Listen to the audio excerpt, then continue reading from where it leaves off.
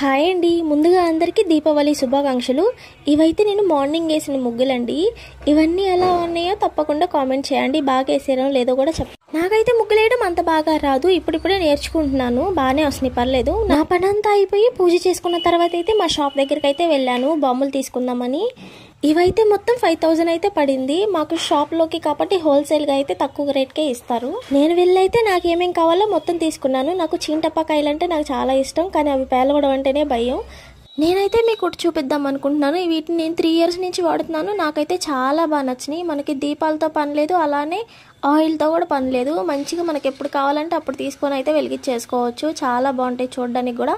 గాలి వచ్చినా కానీ ఇవైతే ఆరిపోవు. ఇవైతే నన్ను చాలా టెన్షన్ పెట్టినాయి. ఇవైతే 6 వరకు అయితే డెలివరీ అవ్వలేదు, 6కి అయితే వచ్చినాయి. అప్పుడే నేను ఇంకా ఫాస్ట్గా అయితే వెలిగించేసాను. నేను ముగ్గులు ఎలా వేసానో ఎలా ఉన్నాయో కామెంట్ చేయండి.